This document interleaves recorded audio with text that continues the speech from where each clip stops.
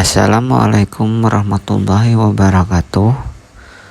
Perkenalkan, nama saya Agus Mawardi dari kelompok 3, nomor absen nomor 27, CPNS golongan 3, angkatan 13, Kabupaten Banjar, dengan pengampu Bapak Dr. Insinyur Hidayatullah SE, SIP, MM, MP. Saya akan mempresentasikan tentang analisis isu kontemporer. Apa yang dimaksud dengan isu? Isu adalah sesuatu yang harus dilakukan walaupun belum terpecahkan, baik isu di luar jangkauan ataupun isu dalam jangkauan. Apa itu kontemporer?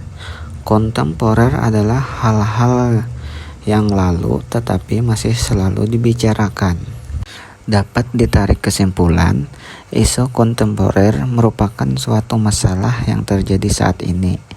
Jadi, isu-isu yang saya bahas adalah masalah-masalah yang terjadi di instansi saya, yaitu di SDN Karangintan II. Berdasarkan proses scanning, ditemukan permasalahan. Yang pertama, belum optimalnya proses pembelajaran PJOK. 2. Rendahnya tingkat kesadaran siswa terhadap kebersihan. 3. Kurangnya sarana dan prasarana. Adapun sumber isu dan penyebabnya. Isu pertama, belum optimalnya pembelajaran PJOK di SDN Karangintan II. Sumber isu dari pelayanan publik. Penyebabnya, minimnya media yang digunakan. Yang kedua, minimnya bahan ajar yang konstekstual. Isu yang kedua, rendahnya tingkat kesadaran siswa terhadap kebersihan di SDN Karangintan II. Sumber isu dari pelayanan publik. Penyebabnya, rendahnya kesadaran siswa terhadap buang sampah pada tempat yang sudah disediakan di sekolah. Isu yang ketiga, kurangnya sarana dan prasarana di SDN Karangintan II. Sumber isu pelayanan publik. Penyebabnya, minimnya alokasi anggaran ketidakpedulian sekolah. Saya menggunakan metode APKL sebagai alat menguji penilaian dan kriteria. Yang pertama, A. Aktual. Isu tersebut sedang hangat dibicarakan atau belum terselesaikan hingga masa sekarang. P. Problematik. Isu yang menyimpang dari harapan standar, ketentuan yang menimbulkan kegelisahan yang perlu segera dicari penyebab dan pemecahannya. Kekhalayakan. K. Isu yang diangkat secara langsung menyangkut hajat hidup orang banyak dan bukan hanya untuk kepentingan seseorang atau kelompok kecil. L. Layak.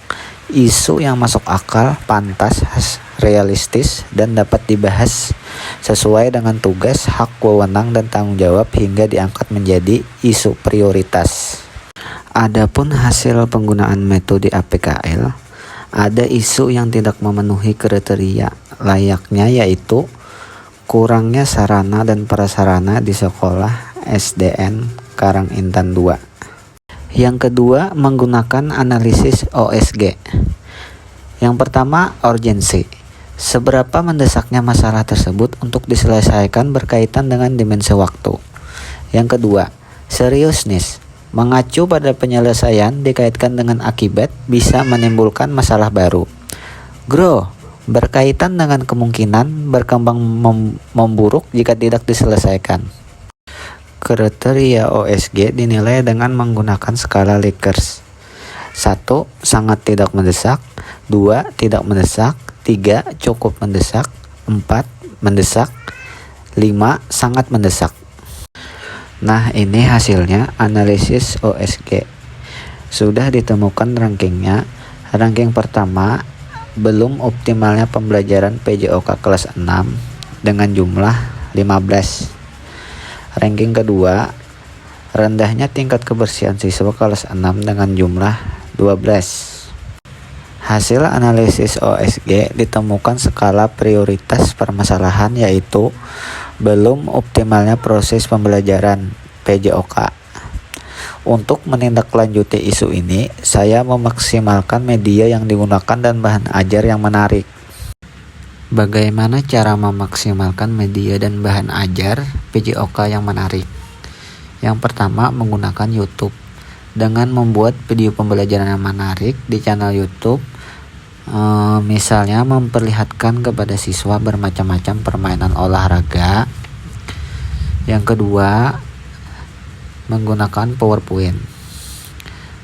Membuat penjelasan dengan PowerPoint, misalnya menyusun kerangka permainan dari gerak dasar sampai dengan intinya menggunakan variasi-variasi. Nah, dengan dua tindak lanjut tersebut diharapkan mampu mengoptimalkan proses pembelajaran PJOK. Sekian presentasi dari saya. Saya mengucapkan terima kasih.